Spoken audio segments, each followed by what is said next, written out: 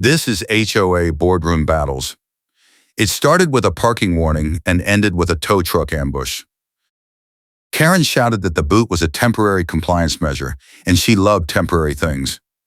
"You are not going to out-yell the process," I said, keeping my voice flat while she jabbed her finger toward the bright yellow tire clamp, sitting open on my driveway apron like a steel trap waiting to snap shut.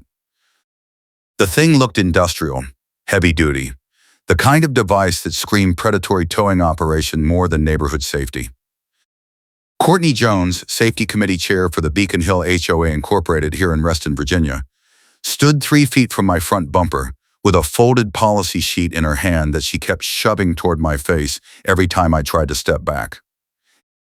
I work as a paramedic, rotating shifts that mess with my sleep schedule and leave me on call half the time, which means I cannot afford to have my vehicle immobilized or towed when dispatch rings. The permit decal she was screaming about sat right there in my windshield, visible from 10 feet away, but Courtney had already decided it was invalid because I had parked in a guest spot overnight, while my driveway was blocked by a landscaping crew the HOA hired without warning.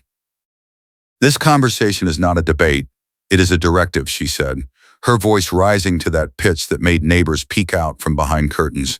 She repeated the line like a mantra, like saying it enough times would bend reality to her version of the rules. The whole situation started 2 days earlier when I came home from a night shift and found orange cones blocking my driveway entrance. No notice, no explanation, just cones and a landscaping truck parked sideways across the entrance to my section of the neighborhood. I moved the cones, pulled into a guest spot 20 feet from my front door, and crashed for 6 hours before my phone started blowing up with texts from the neighborhood group chat. Someone had posted a photo of my car with the caption, "Another violator thinks the rules do not apply," and tagged Courtney directly. The post got 12 comments in an hour, most of them piling on about how guest parking was for guests only and how I was setting a bad example. I ignored it at first because I had bigger problems, like the fact that dispatch was calling me back in for another shift and I needed to grab my gear and go.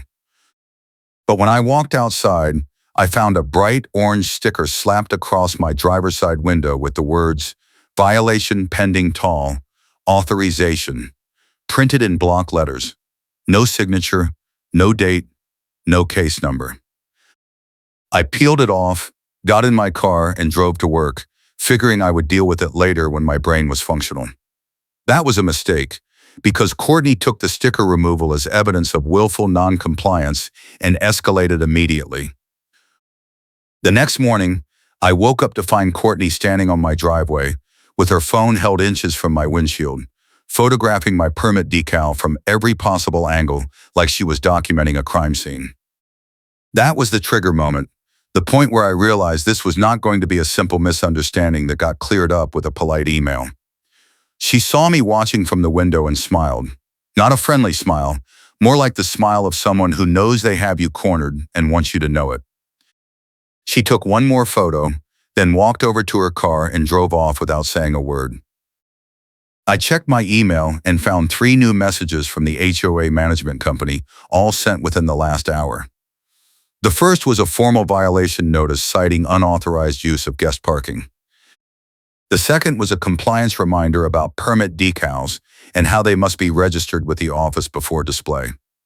The third was a tow authorization warning stating that my vehicle was flagged for immediate removal if I parked in any guest spot again.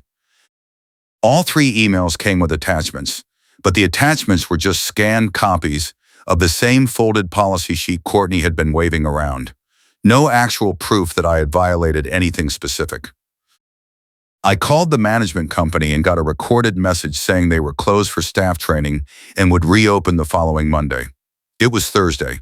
I called the HOA board president and got voicemail. I called Courtney directly and she answered on the first ring. "This conversation is not a debate. It is a directive," she said before I could even introduce myself. I tried to explain that I had a valid permit, that my driveway had been blocked, that I needed access to my vehicle for work emergencies, but she cut me off every time. "We can tow first and explain later. That is how enforcement works," she said, and the line hit me like ice water because I knew immediately that she meant it. That same afternoon, a tow truck showed up. I was inside making coffee when I heard the backup beeper, that distinctive high-pitched warning that makes your stomach drop when it is coming from your own street. I looked out and saw a white flatbed with amber lights flashing, slowly reversing toward my driveway. I ran outside still holding my coffee mug and found the driver lowering the wheel lift under my front bumper. I yelled at him to stop, asked who authorized the tow, demanded to see paperwork, but he just shrugged and said he was following the work order from the HOA. He showed me a printed slip with Courtney's signature at the bottom and a handwritten note that said, "Immediate removal, guest lot violator, fees to owner."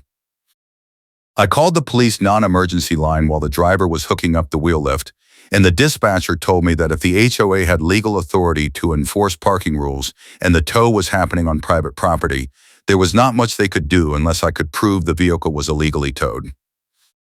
The driver heard that part of the conversation and smirked. He finished securing the wheel lift, then handed me a business card for the Towyard and said I could pick up my car any time as long as I paid the fees in cash. I asked how much. He said it started at $300 and went up $50 every hour after the first 4 hours. I checked my watch. It was 2 in the afternoon. I was scheduled for a shift at 6. I stopped arguing and started collecting, because the end game was already set. I took photos of the tow truck, the wheel lift, the work order slip, the driver's badge, the permit decal still visible in my windshield, and the orange sticker residue on my window. I took a video of the driver explaining that he was just following the HOA's instructions. I asked him if he had verified that the HOA had legal authority to authorize the tow, and he said that was not his job. He just did what the work order said. I asked if he had checked whether my permit was valid, and he said the work order did not mention a permit. That was the first crack in Courtney's story, the moment I realized she had not given the tow vendor the full picture. The driver hauled my car away, and I was left standing in my driveway with no vehicle, no way to get to work, and a growing sense that Courtney had just made a massive mistake. I called dispatch and explained the situation, and they were not happy, but they sent another unit to cover my shift while I figured out how to get my car back. I called my insurance company to see if they covered predatory towing, and they said it depended on whether the tow was legally authorized, which brought me back to square one. I called a friend who works as a real estate agent, someone I knew from a previous neighborhood who had dealt with HOA disputes before, and she told me to document everything, get copies of all HOA rules and bylaws, and file a formal complaint with the management company and the board before paying any fees. I am easy Uriva cork seated at the Pax in the Jackson, and a culture was aboard I was stood by her parishin down, and losting back in Juxton by selling to rear not him in churchroom. And list on set was a losting of giving Mac Trom bliss to matching him. When subkind was faceting a densiganana catalation. That advice turned out to be critical, because it forced me to slow down and think, instead of just reacting. I spent the next 2 hours digging through the HOA governing documents online, looking for anything that mentioned guest parking, permit decals, tow authorization procedures, and enforcement timelines. What I found was a mess of contradictions and vague language that gave the safety committee broad authority to enforce parking rules, but did not specify what those rules actually were or how enforcement was supposed to work. The section on towing said that vehicles could be towed if they posed a safety hazard or blocked access, but there was no mention of guest parking violations or overnight parking restrictions. I also found the section on permit decals, which said that residents could request guest parking permits for temporary use, and that the permits were valid for up to 7 days at a time. My permit was issued 3 days earlier, which meant it was still valid when Courtney authorized the tow. I took screenshots of every relevant page, saved PDFs of the governing documents, and started building a timeline of events with dates, times, and direct quotes from the emails and texts I had received. I was running on adrenaline and coffee at that point, my mental health already fragile from the rotating shift schedule, and the constant low-grade stress of living in a place where the HOA treated every minor infraction like a federal offense. The real estate agent called me back and asked if I had checked the HOA meeting minutes to see if there were any recent policy changes or enforcement votes that might explain Courtney's aggression. I had not, so I pulled up the last 6 months of meeting minutes from the HOA website and started reading. What I found made my stomach turn. In the March meeting, Courtney had proposed a new policy that would allow the safety committee to tow any vehicle parked in a guest spot overnight without prior notice, and the board had voted it down 3-2. In the April meeting, she proposed it again with slightly different wording, and it failed again. In the May meeting, she stopped proposing it and instead pushed through a budget increase for parking enforcement and tow vendor contracts. That was when I realized she was enforcing a policy that did not exist. She had lost the vote, so she just started acting like the policy was in effect anyway, betting that most people would not check the rules or push back. I was not most people. I kept digging and found that the tow vendor contract had been signed in late May, right after the budget vote, and it included a clause that gave the vendor a percentage of all tow fees collected. That meant Courtney and the tow company had a financial incentive to tow as many cars as possible, which explained the aggressive timeline and the cash-only fee structure. I took more screenshots, saved more PDFs, and called the Towyard to ask about their contract with the HOA. The woman who answered the phone said she could not discuss contract details with non-members, but she confirmed that the yard charged a base fee of $300 plus $50 per hour after 4 hours, and that all payments had to be made in cash at the counter. I asked if they accepted credit cards or checks, and she said no, cash only. Those were the terms set by the HOA. I asked if they had any documentation showing that my vehicle was legally towed, and she said I would need to take that up with the HOA. I drove to the tow yard using a borrowed car, hoping to at least see my vehicle and confirm it was not damaged. The gate was locked, and a sign on the fence said the yard was open from 8 in the morning until 6 at night on weekdays only. I checked my watch. It was almost 5. I waited at the gate until someone came out, a guy in coveralls who looked annoyed that I was there. I explained that my car had been towed by the HOA and I wanted to verify it was secure. He said I could look, but I could not touch, and he walked me back to the lot where my sedan sat in a row of other vehicles, all of them tagged with bright orange stickers and work order slips zip-tied to the door handles. I took photos of my car from every angle, zooming in on the permit decal still visible in the windshield, the lack of any visible damage, and the work order slip that showed Courtney's signature and a handwritten timestamp. The timestamp was the second crack in her story, because it said the tow authorization was issued at 1:45 in the afternoon, but the tow truck did not arrive until after 2. That meant there was at least a 15-minute gap, which was not a smoking gun by itself, but it was enough to make me suspicious that the timeline had been manipulated. I went back to the gate and found Courtney standing at the counter inside the yard office, talking to the woman who had answered the phone earlier. She saw me through the window and smiled that same cold smile from the driveway. I walked in and she immediately started talking, not to me, but to the counter woman, saying that I was a problem resident who refused to follow the rules and that the tow was completely justified. I did not interrupt. I just stood there and let her talk, recording the whole conversation on my phone with the audio app running in my pocket. She went on for maybe 3 minutes, repeating the same points about guest parking being for guests only, about permits needing to be registered in advance, about how the safety committee had the authority to enforce parking rules without board approval. That last part was the third crack, because the bylaws I had read earlier said that all enforcement actions had to be approved by the full board unless there was an immediate safety hazard, which a car parked in a guest spot overnight clearly was not. I waited until she finished, then asked her directly if she had board approval for the tow. She said she did not need it. I asked her if she had verified that my permit was invalid before authorizing the tow. She said the permit was irrelevant because I had parked in a guest spot. If you are enjoying this chaos, hit that like button and subscribe so you do not miss the next HOA disaster story. I asked her if she had a copy of the current parking policy that included the overnight restriction she kept citing. She pulled out the same folded policy sheet she had been waving around on my driveway and handed it to me. I unfolded it and read it carefully. It was dated 2 years earlier, and it said nothing about overnight restrictions or guest parking limitations. It just said that guest spots were for temporary use and that residents needed to notify the office if they expected guests to stay more than one day.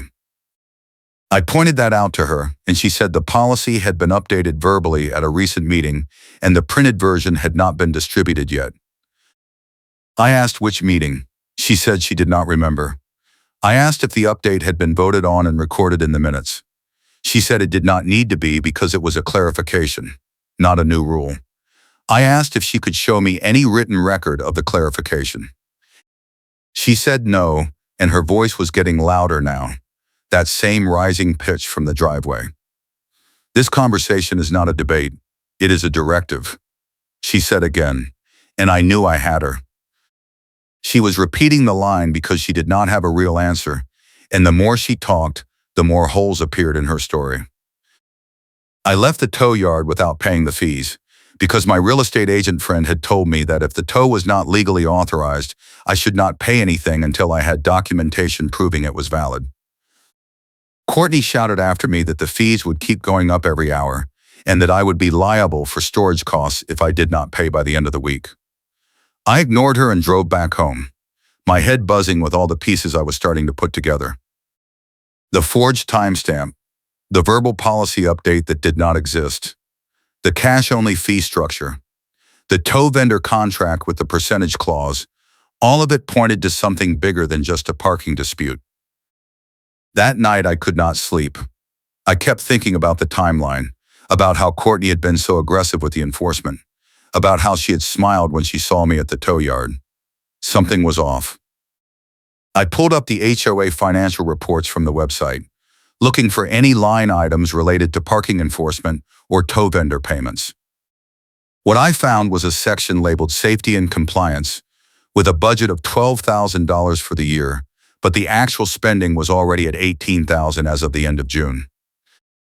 That was a 50% overage halfway through the year, which should have triggered a board review, but there was no mention of it in the meeting minutes. I dug deeper and found that the overage was mostly from tow vendor invoices, with individual line items ranging from $300 to $800 per tow.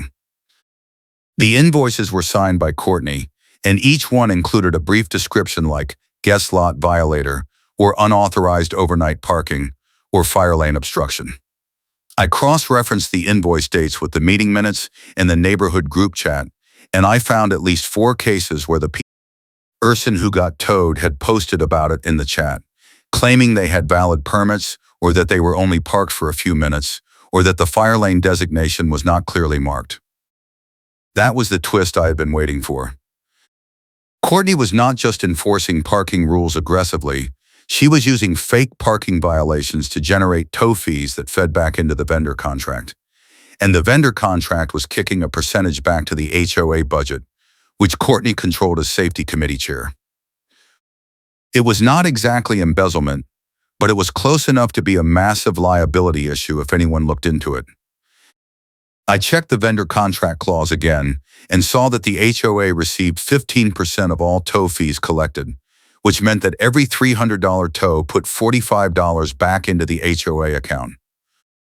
Multiply that by the 20 or 30 tows Courtney had authorized over the past 6 months, and it started to add up to real money.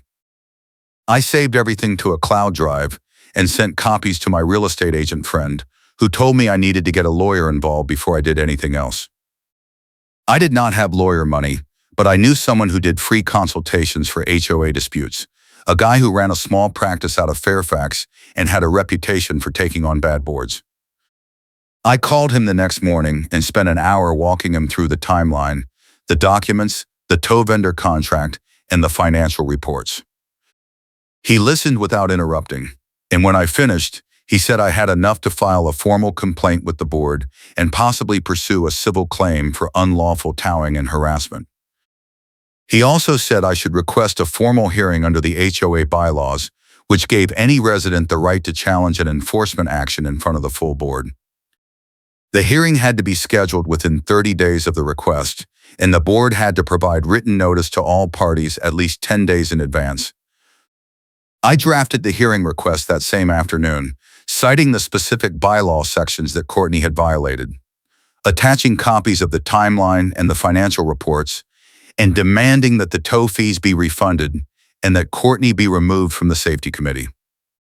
I sent the request via certified mail to the board president, the management company, and Courtney herself, just to make sure no one could claim they did not receive it. The response came faster than I expected.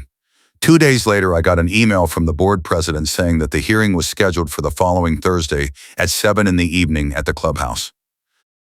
The email also said that Courtney would be present to respond to the allegations, and that I was welcome to bring any evidence or witnesses I wanted. I forwarded the email to my lawyer friend and asked if he could attend, and he said he could not because he had a conflict, but he could send a colleague who specialized in HOA enforcement disputes. I said yes immediately, because I knew I needed someone in the room who could speak the legal language and shut down any attempts to derail the hearing. The next few days were a blur of preparation. I printed copies of every document, every screenshot, every email, every text message, and organized them into a binder with tabs and page numbers. I rehearsed my opening statement, trying to keep it under 5 minutes and focused on the facts rather than the emotions. I called the real estate agent and asked if she could attend as a witness, and she agreed.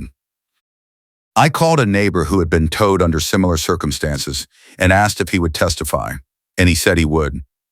I even called the Towyard and asked if they kept records of all tow authorizations, and the counterwoman said yes, but I would need a subpoena to get copies. The lawyer's colleague called me the night before the hearing and walked me through the procedure.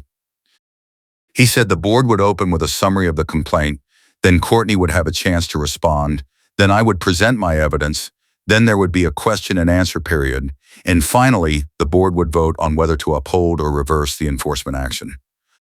He said I should focus on the timeline and the contract clause, because those were the clearest violations, and I should avoid getting into personal attacks or emotional appeals, because that would just give Courtney an opening to reframe the dispute as a personality conflict rather than a policy issue. I barely slept that night. My mental health was hanging by a thread. The constant pressure of the dispute, and the fear of losing my vehicle and my job and my ability to function in a neighborhood that felt more like a surveillance state than a community. I kept thinking about Courtney's smile, about the way she had repeated her catchphrase like a weapon, about the way she had used the rules as a bludgeon to punish anyone who did not fall in line.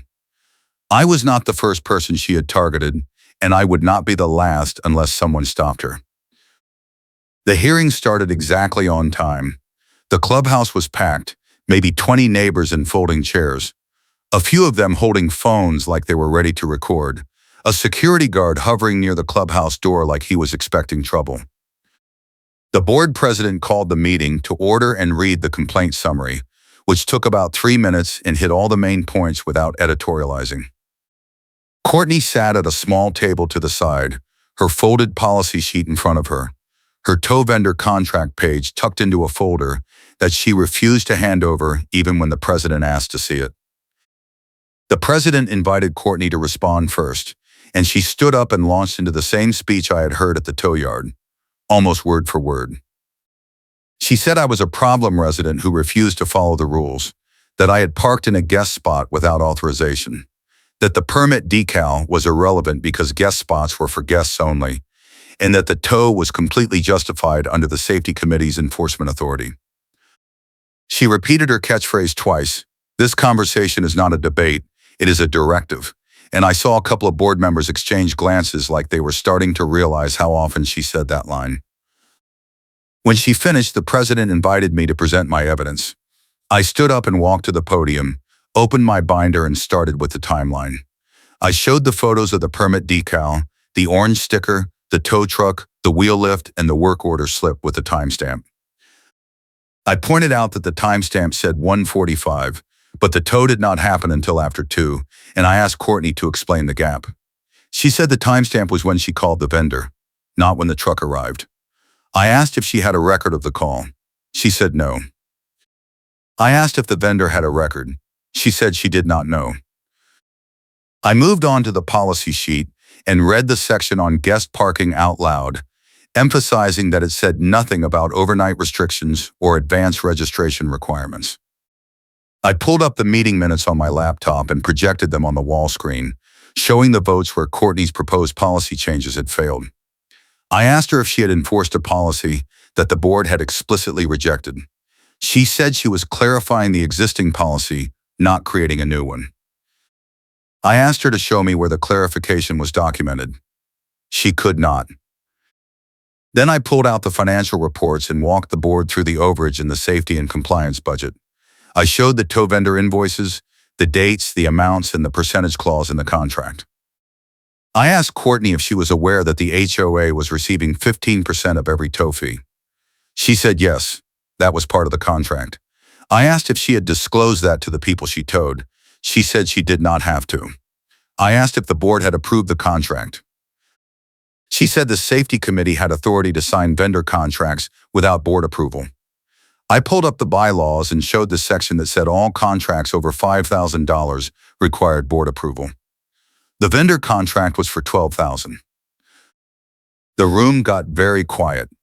I could see the board president flipping through his own copy of the bylaws, checking the section I had just cited. The other board members were leaning forward, looking at Courtney like they were seeing her for the first time. I kept going. I showed them the invoice descriptions, the pattern of tows that all seemed to happen right before the end of the month when the vendor submitted billing. The complaints in the neighborhood group chat from people who said they had valid permits or were only parked for a few minutes.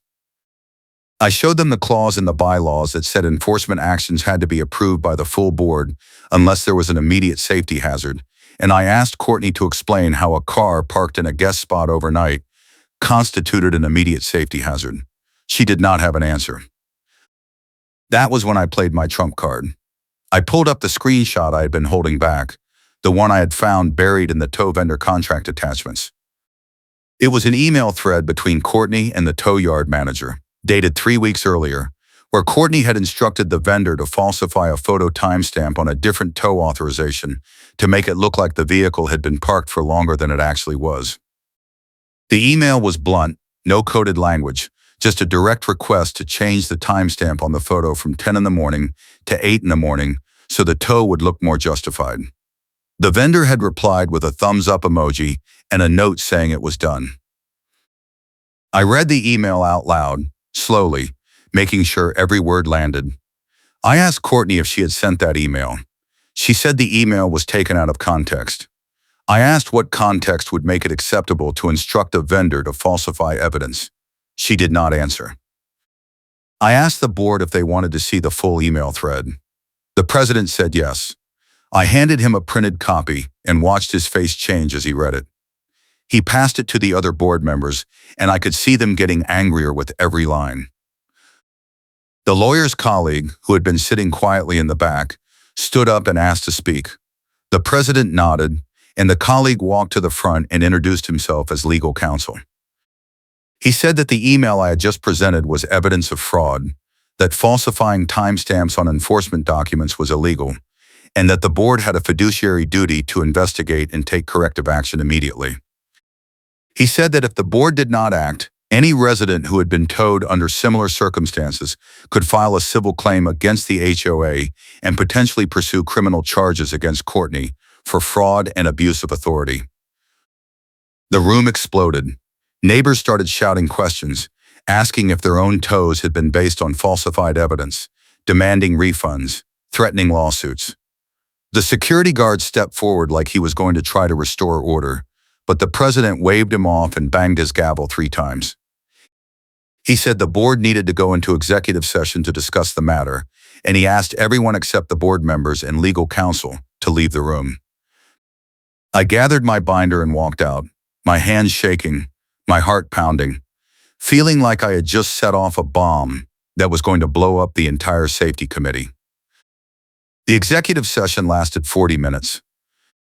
When the board came back out, the president read a prepared statement saying that the board had voted to reverse my tow authorization, refund all fees I had paid or been charged, remove Courtney from the safety committee effective immediately, and launch a full audit of all tow authorizations and vendor con, tracks over the past year.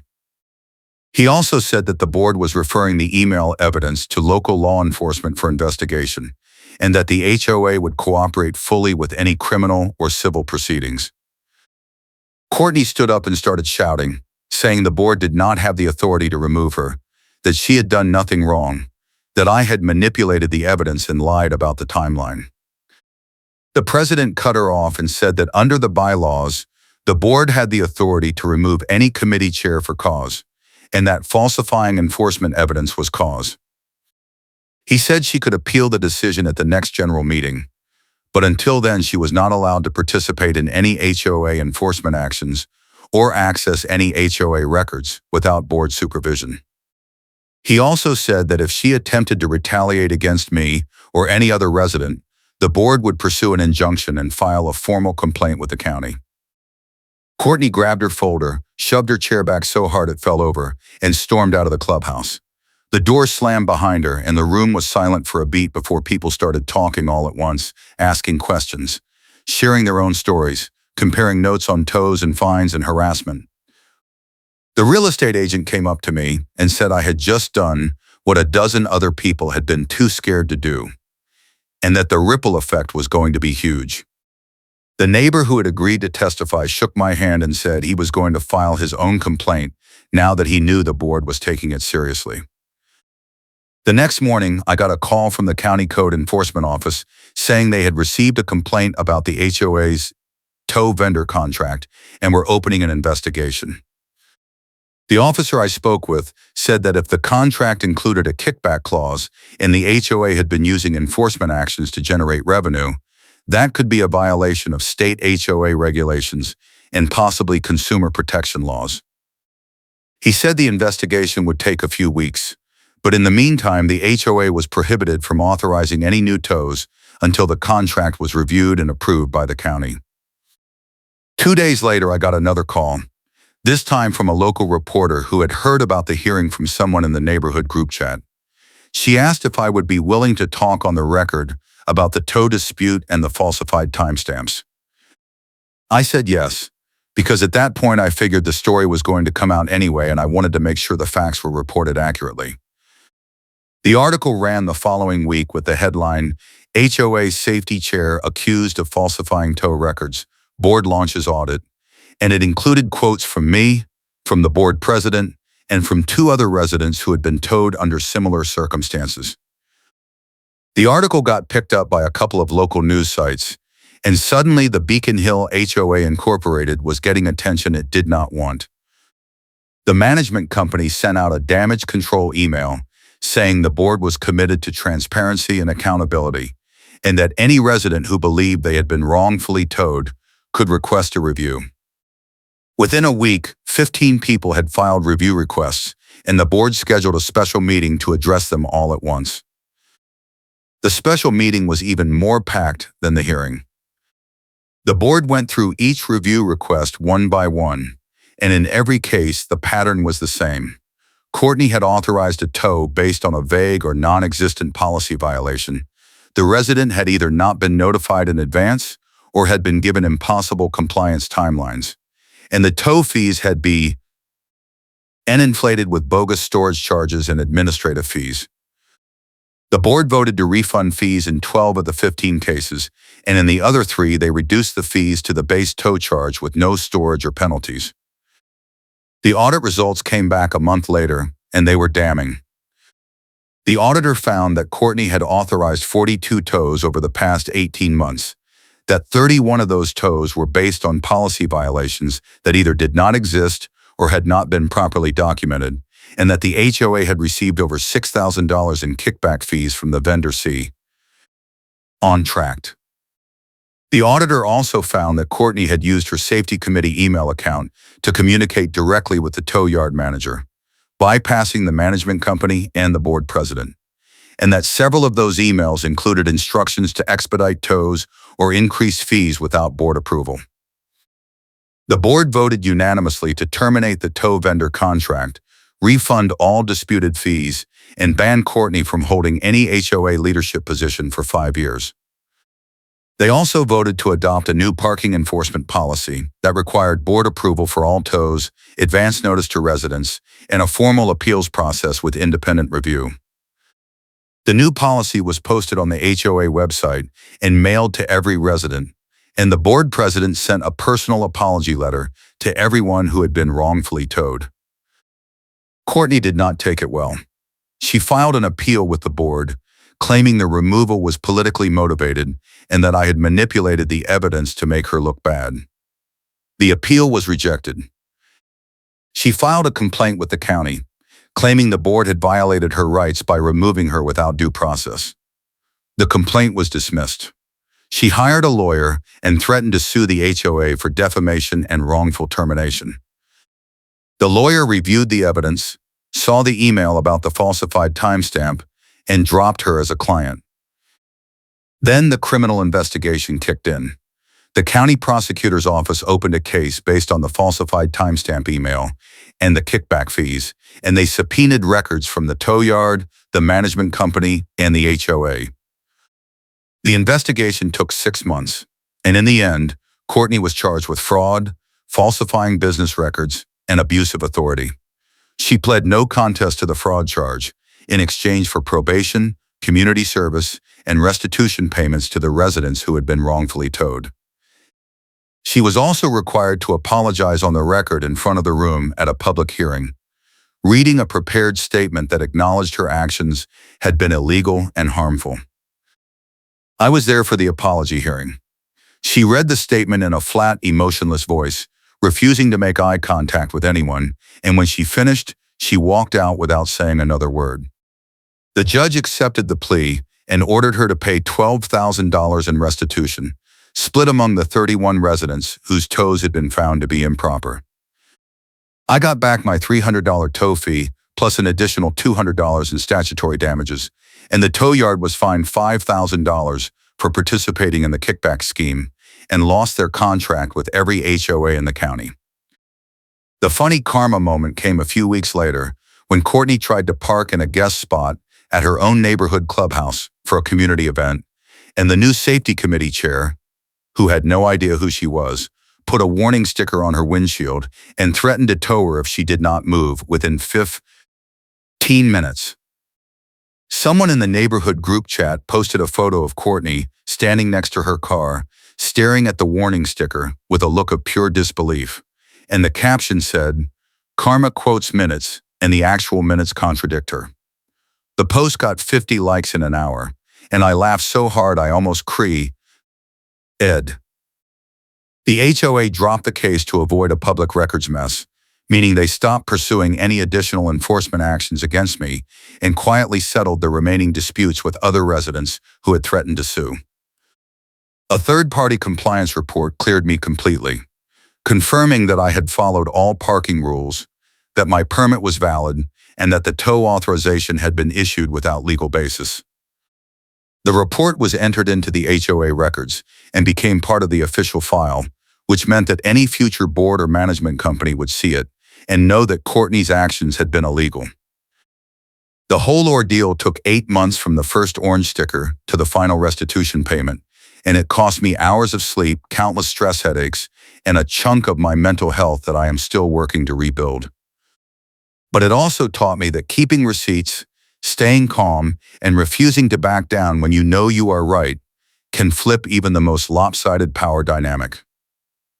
Courtney thought she could tow first and explain later, that enforcement was just a matter of repeating directives until people gave up. She was wrong, and the paper trail proved it. I still live in the neighborhood, and I still see the bright yellow tire clamp device lying in the corner of the HOA storage shed sometimes when I walk past the clubhouse. It is a reminder of how close I came to losing my car, my job, and my sanity over a parking spot. But it is also a reminder that the rules work both ways, and that people like Courtney can only get away with abuse as long as no one calls them on it. Take care, and I will see you next time.